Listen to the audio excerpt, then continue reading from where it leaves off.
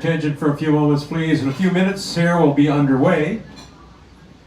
My name is Rich Alexander. On behalf of the Niles Canyon Railway, we'd like to welcome you aboard this morning. Welcome aboard the American Cancer Society's Relay for Life event. And everybody's here for this wonderful money-raising event. Thank you for participating. This event is held across the country and is planned by volunteers. It's all about rallying communities to fight back against cancer. Because there are so many people in the Bay Area that want to be involved in the Relay for Life movement, the Niles Canyon Railway has once again joined the Relay for Life Fremont area in offering today's special event. The Pacific Locomotive Association, the operators of the Niles Canyon Railway, is proud sponsor of this 14th annual Ride the Rails Relay event. Today's train, all volunteer crew and operating expenses are again being donated totally free of charge. This means every cent we take in is generated from ticket sales and will go to the American Cancer Society. I'd like to thank the 9 Bay Area cities here that participate in this Relay for Life event. Once again, my name is Rich Alexander. Today, your conductor is Mark Miller, assisted by Brakeman York Link, Michael Stockwell, Mason Denton, and Sarah Fritz. In the locomotive cabs are engineers Kent Hedberg and Ed Best. Again, we thank you for riding with us. A little bit of history on the American Cancer Society. This year we're celebrating 40 years since the doctor decided to bring awareness of cancer to everyone. From there we're all fighting to make a difference. Everyone is welcome. Athletes, non-athletes, join teams representing clubs, corporations, organizations, neighborhoods, families at this fun, community-oriented event. A little bit of history on the Relay for Life. It was the idea of Gordy Clack, MD, in 1985. Dr. Clack ran and walked for 24 hours on a track in Tacoma, Washington, traveling about 81 miles and raised $27,000 for the American Cancer Society.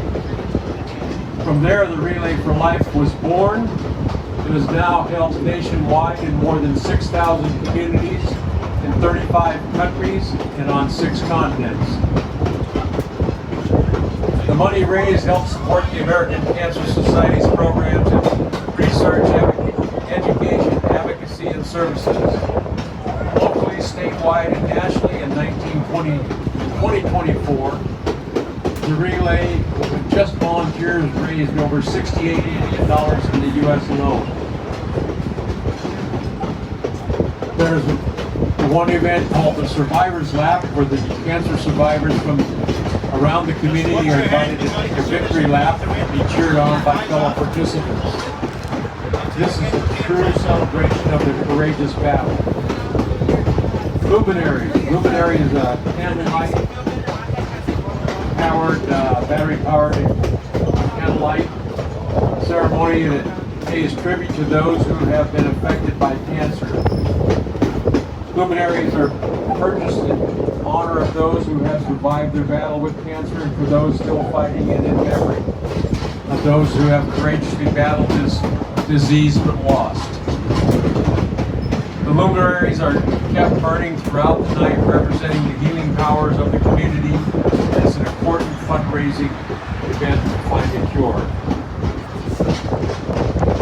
Since Ride the Rails Relay for Life started 14 years ago, we have raised over $75,000 here and helped supporting the American Cancer Society. I'd like to thank all of those members from the different communities today who are participating.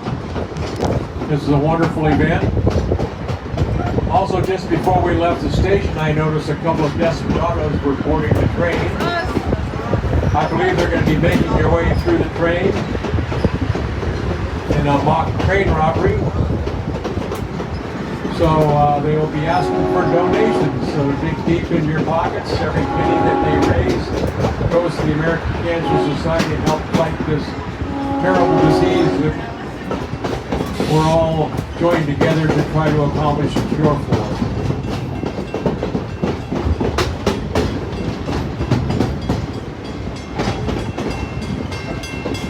Now for a little bit of history on the Niles Canyon Railway. For those of you who don't realize, you're riding on the original Transcontinental Railroad right-of-ways. This is the last link of the original Transcontinental Railroad. Now for those who remember your history books, May 10th, 1869 was the Golden Spike Ceremony, where they celebrated the completion of the Transcontinental Railroad.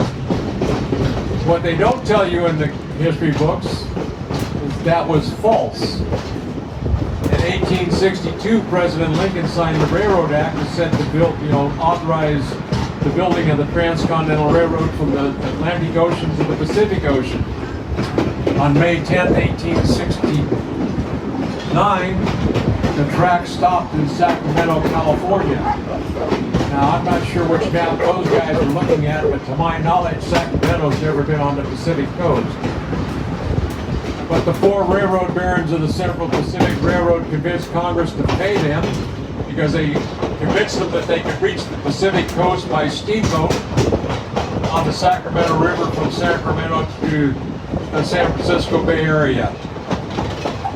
After that date, some 6 months later, they finally completed tracks from Sacramento south through Stockton, Tracy, over the Altamont Pass to the Livermore Valley and through this very canyon. This canyon is on the National Historic Places in the National Park System as part of the original Transcontinental Railroad. It's probably the least changed portion of the Transcontinental Railroad left in the United States. For the simple fact that on one side we have the hillside, on the other side we have Alameda Creek. And if you're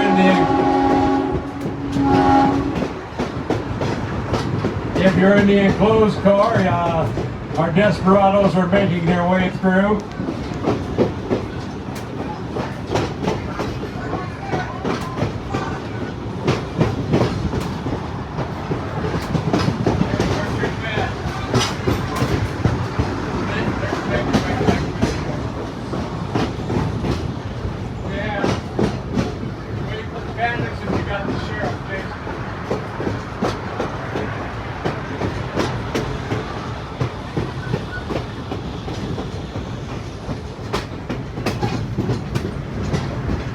Okay, kind of lost my train of thought when the desperados came through this car. Yeah, pun intended. Again, as I was saying, this is the last leg of the Transcontinental Railroad, least changed portion of the Transcontinental Railroad left, because one side is the hill and the other side is Alameda Creek. Now through the canyon this track runs along with Highway 84, which has been designated as a scenic highway in the state of California. On the other side of the canyon is another set of tracks. Originally that was the Western Pacific Railroad, it's now the Union Pacific. Union Pacific still runs freight trains on it, and the Altamont Commuter Express, or the ACE trains, runs a commute service train from Stockton to San Jose, Monday through Friday during the week.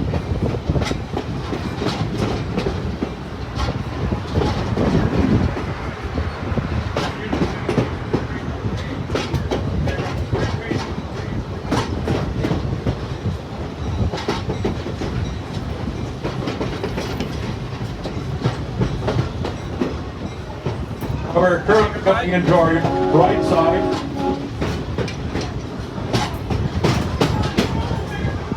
And there goes the desperados. Okay, desperados, you need to walk, not run. Right side is an area here in the canyon where we do all of our maintenance and restoration work on our antique railroad equipment. Most of our equipment will be on our right side as we're going through this area.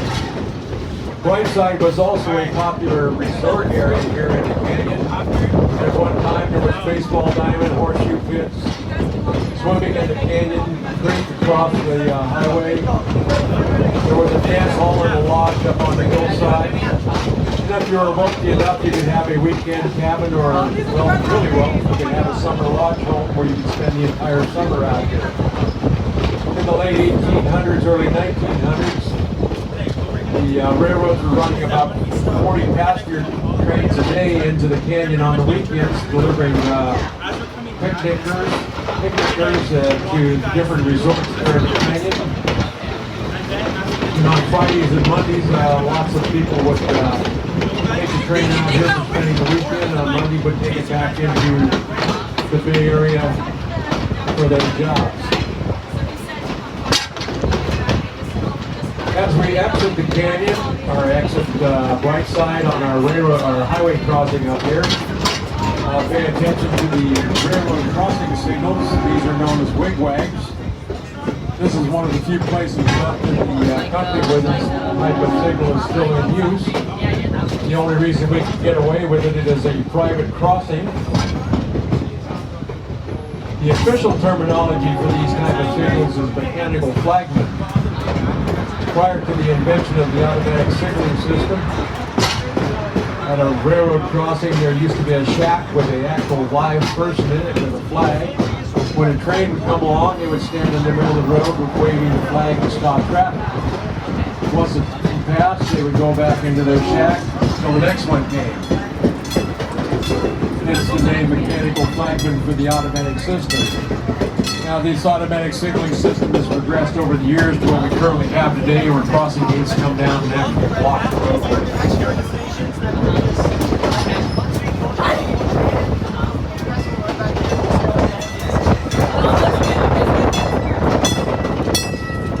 As we travel through the canyon, there's several types of wildflowers that you might see. A lot of the yellow ones that you see are wild mustard. On occasion you'll see orange ones, which are California poppy. The blue is blue pine. And there's another one that's kind of a reddish color, and that's the sticky monkey flower. Those are the most popular ones we see here in the canyon. Unfortunately, with the temperature being cool this morning, a lot of the flowers haven't opened up and come out to show their colors. There's still quite a few of them out there that you can see that the temperature doesn't seem to bother.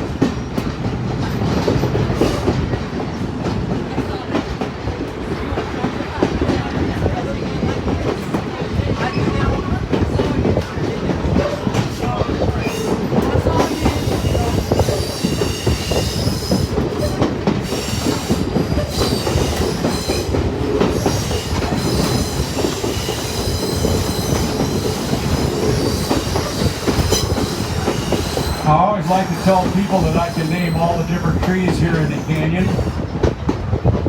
So if you're looking out the right-hand side, any of the trees you see over there on the right-hand side of the train as we're traveling through, those are standing on the hillside trees. Anything on the left side as we're traveling through, those are known as standing on the roadside trees.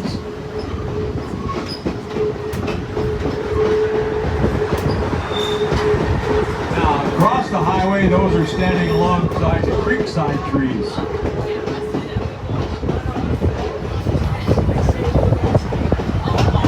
So if anybody wants to know what kind of flora and fauna are out there, that's an easy way to describe everything. The only ones that I do know are the 4 flowers that I described. I have photographs of those. I also know what poison oak looks like, and the poison oak is very prolific here in the canyon.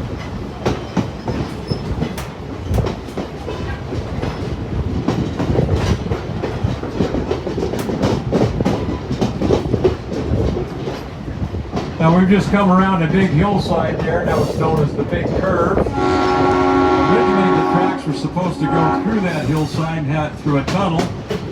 But when they were building the railroad and they got to this point, money was kind of scarce and it was cheaper to go around the hill than it was to go through it, so the railroad decided to go around it, hence the name Big Curve.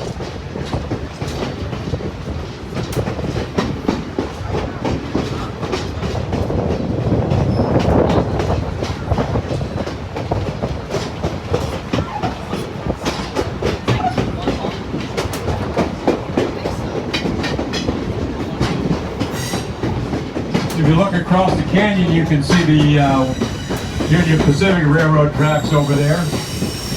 In just a few moments, they'll be going through a tunnel that cuts through that hillside. That tunnel is just under a mile long. It comes out on the other side where the old California Press Brick Factory was. And I'll point that out when we get down to that area.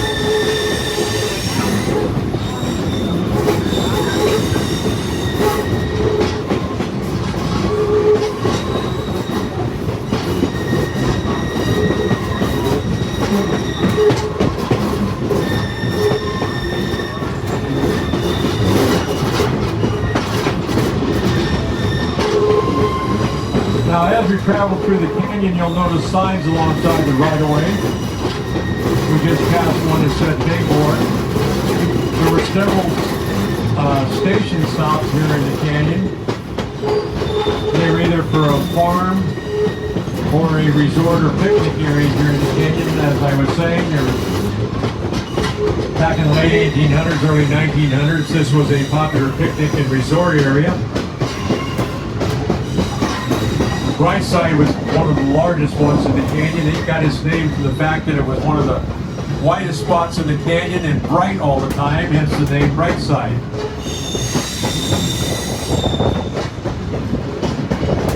Another popular picnic or resort area was known as Farwell. That was down by Farwell Bridge and Palomares Road. We're coming into an area known as the Spot Siding. This was a mile-long passing siding here in the canyon at the far end, on the west end of this siding. On our right-hand side, pay attention, there's a round concrete structure with a pointed top. It's actually a phone booth. When the railroads were active, before radios were put into the locomotives, the trains would come through and they would take the siding and the conductor would get off, go over to the phone booth, call the dispatcher and get an update on his train orders, let him know whether he could proceed or if he had to wait for a passing train.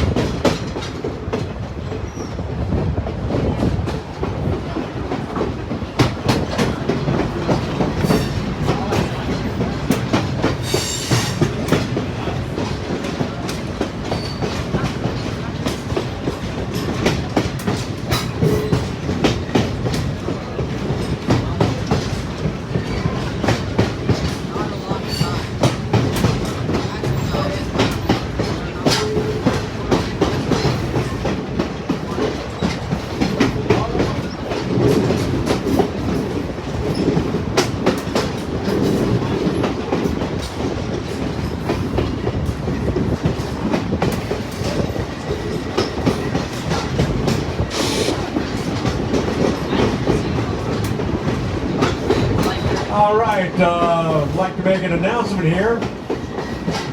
For those of you who haven't found it yet, in the last car on the train, we do have a wine tasting table set up. If anybody's interested, they can go back and sample wine. Just they do have a donation jar, and they would appreciate any donations you'd like to give. Once again, that money goes to the American Cancer Society to help their research programs. You are allowed to walk about the train while we are moving.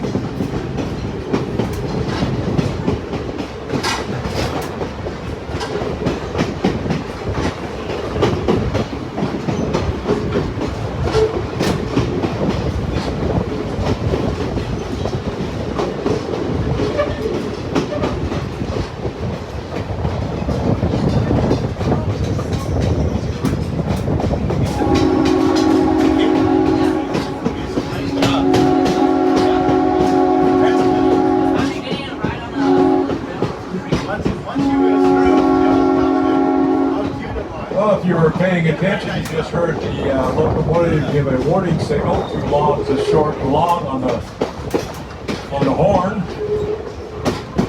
This is the letter Q in International Morse code. The story is that when the Queen of England would return to England on a steamboat, she would announce her arrival by sounding 2 longs as short and long on the whistle. And people could either come out and greet her or run and hide, I don't know which.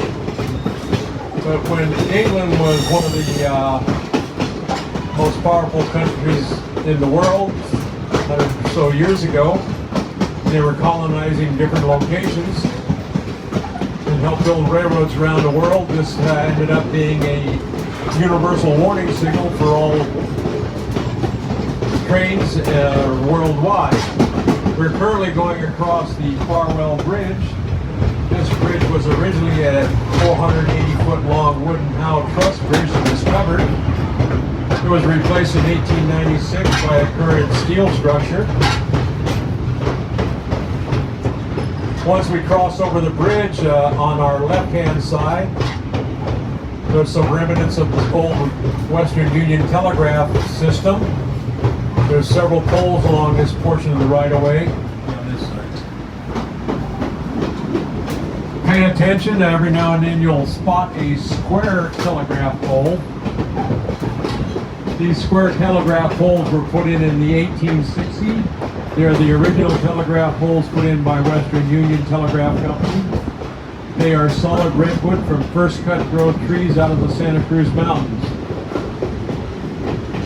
Also, the area on our left was known as Joyland Park. This was another popular picnic area here in the canyon, and it operated up until the 1990s, when during a particular heavy rainy season one winter, the bridge was washed out.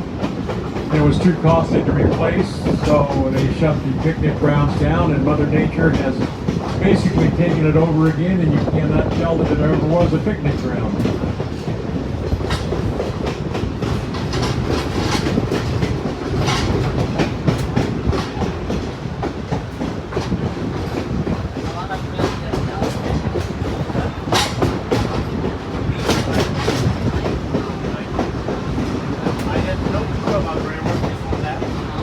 The next point of interest coming up will be on our left side as we're traveling through the canyon. Right now it's just an old empty field, but at one point it was a brick factory. It was known as the California Press Brick Factory.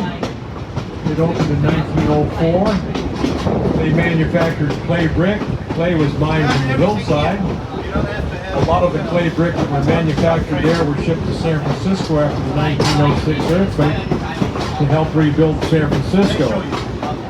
Around 1920 or so, they went from manufacturing clay bricks to manufacturing clay pipes that were used for sewer systems. It closed down somewhere in the 1980s because of the operation costs. It was too expensive to continue the operation here. Today it's just an empty field that's been going through an environmental cleanup process over the last several years. And none of the structures or outbuildings are left from the old brick factory. And we're going across our next bridge, which is the Dresser Bridge. It was originally a 388-foot long wooden howe truss bridge that was covered. It was replaced in 1906 by the current steel bridge. Now, a lot of people think that the bridge was replaced because of the 1906 earthquake, and that's incorrect. It was replaced because rail cars started carrying more and more weight, and the old wooden bridges weren't strong enough to accommodate the heavier loads that the trains were starting to carry as things were getting more modern and heavier loads were being carried. All the wooden bridges ended up being replaced by steel bridges over the years.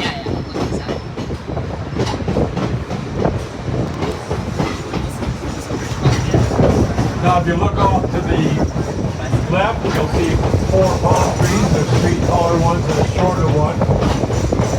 This is set to mark the entrance to Joaquin Murrieta's ranch. For those of you who remember your California history, Joaquin Murrieta was a notorious bandit during the gold rush era. most of his illicit activities were restricted to the Sierra foothills in San Joaquin County, and he was known as a prominent businessman over here.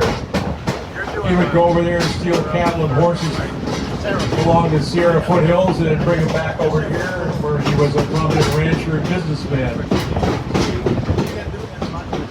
Now the story has that he was killed by a sheriff in San Joaquin County. Another story is that he was shot and made his way back home. And then he went back to Mexico. Which story is true, I do not know, but we do know that there was a lady with 2 children by the last name was Marietta, that booked passage out of San Francisco back to Mexico. And a day before she boarded the ship for going back to Mexico, she apparently got remarried and added another passenger to the manifest, who looked a lot like her remarkably dead husband. And they went back to Mexico where her family was from. And if you want to know the rest of the story, you have to go to Mexico for it. Now, how much of this is true, how much of it is fiction, I'll leave that up to you to decide, but it does make for wonderful storytelling and folklore here in Niles Canyon. That sounds nice.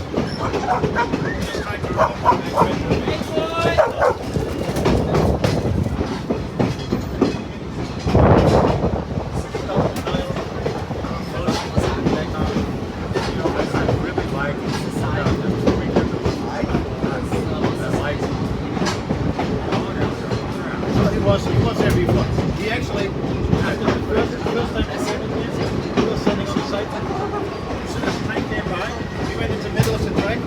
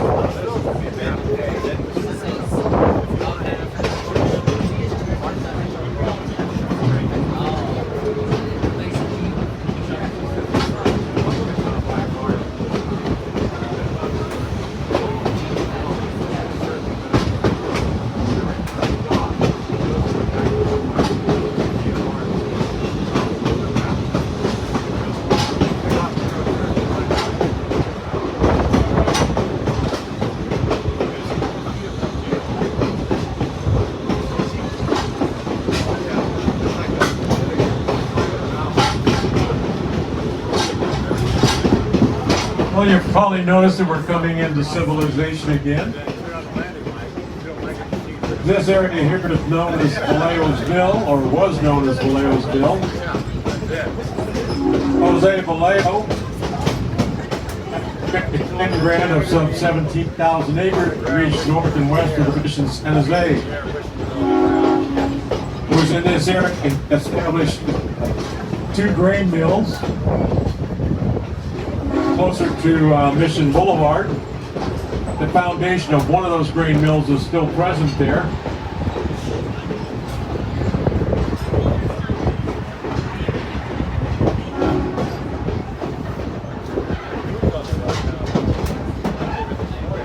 This area was originally known, it was originally known as Vallejo's Mill. name was changed to Niles in honor of Addison C. Niles, who was a prominent attorney for the railroad at through here. Addison C. Niles went on to become a California Supreme Court justice. Now, just before we cross over Mission Boulevard, if you look off to the left, there's a large eucalyptus tree. And just below that tree, there's a cyclone fenced in area. Inside that area is where the old rock foundation is for the grain mill.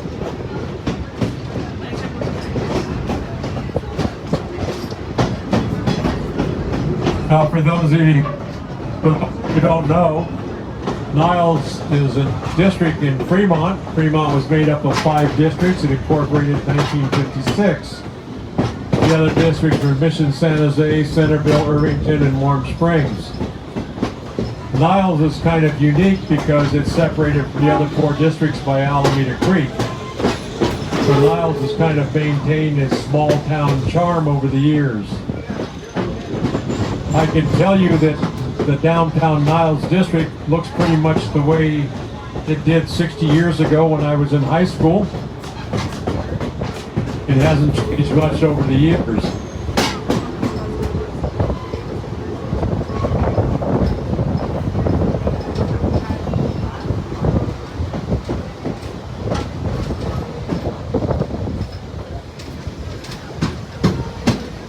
Now we're coming into the Niles district, and we're almost to the end of our ride going west. This is where we'll be stopping in reversing direction to head back towards Knoll. If you look up on the hillside to our right as we came into town, there's a large sign that says Niles. This was put in by the Niles Junior Chamber in 1926 as an air navigational landmark. During World War II, they put 3 feet of dirt on top of that sign so it couldn't be used as a navigational landmark against us by the enemy. In the late 1990s, the Niles business community refurbished that sign and restored it to the condition it is in today.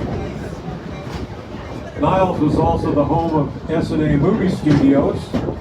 The S&A Movie Studios started in Chicago, Illinois.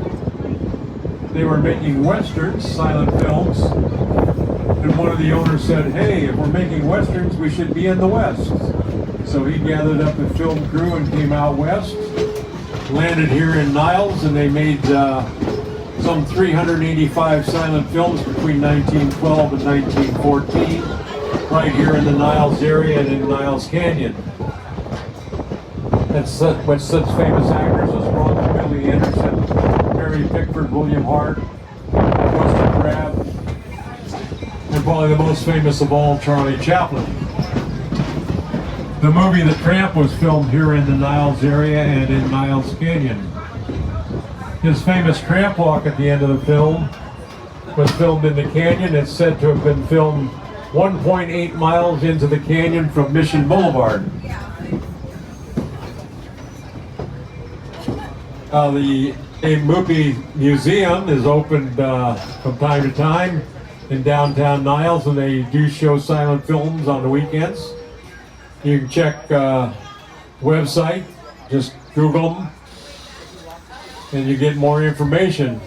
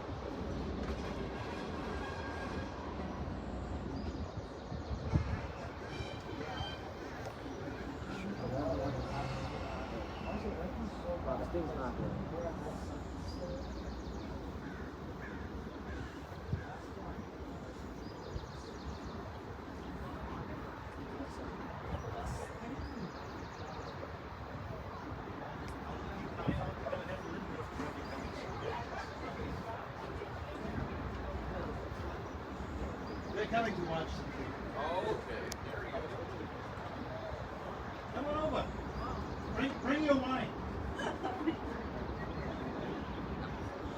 It's something you don't see that often.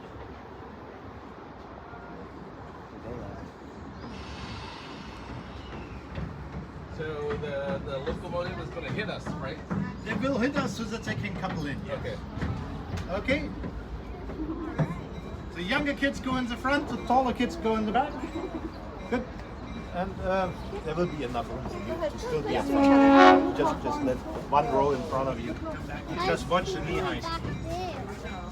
Come on in. Look how far he has to go to. Big kids go up front. Big kids go up front.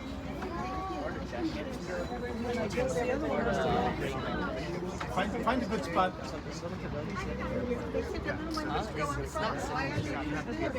Because I do not want to push the train back up the hill. How are you? Then I can use on this side, now it's on this side. This way I'm engineering You're to going to teach us how to do it. Did you do it? I've never seen it done, have you? This is the time to learn. Down dog on the rail. He lives there. So he just waits for us, then he barks at the end, he goes on the side, the train is through, he goes around and says, Yes. Yes. This is my friend, Stella. She's my neighbor. yes, She lives by me. we're trying to do that. I'm just gonna do everything for you. She lives in Fremont, and we came with her mommy and daddy and her grandma. So we still have to do it, you don't want to come in and do it, because then it would go under.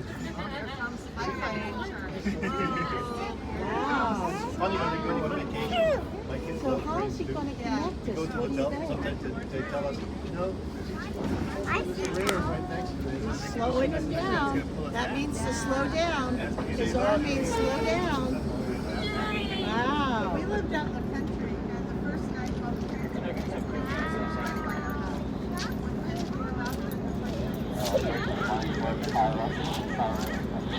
Bless you.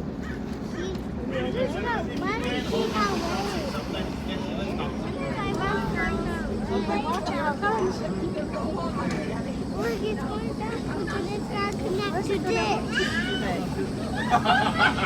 Metal piece sound never can blow up. Ah, here it comes. Listen, you'll hear it go ching. Look at that big piece there.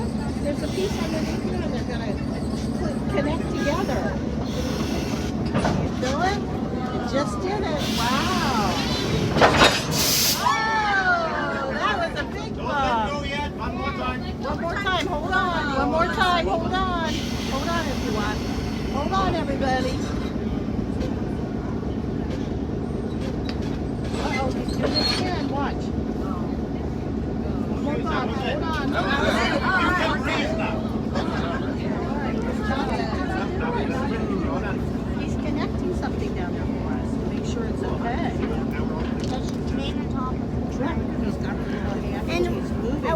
he doesn't know that we're here, right? He doesn't know what we're here. That we're here. How does he not know? Letting air in. Letting air in. Okay, Yeah. thank you. Slow down, ew. Just tell him that we're Now you shut it off. So it must be full of air. Now let's go. Yeah, I believe so. You. I saw it pull the cover. I saw it pull the cover. So. Okay, we're right here. Find out. We're right here. Well, yeah, it came in. I guess both covers were open and didn't want to kind of. Blow it. Blow it. Here comes.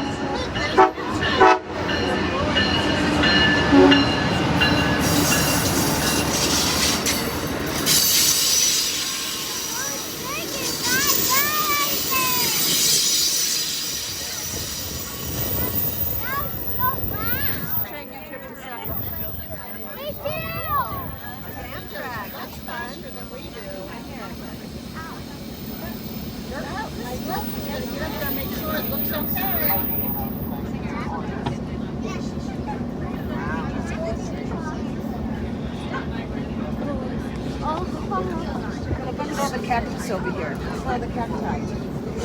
See it? Look at where's it? Right there? It's a lot of fun. Can we say hi?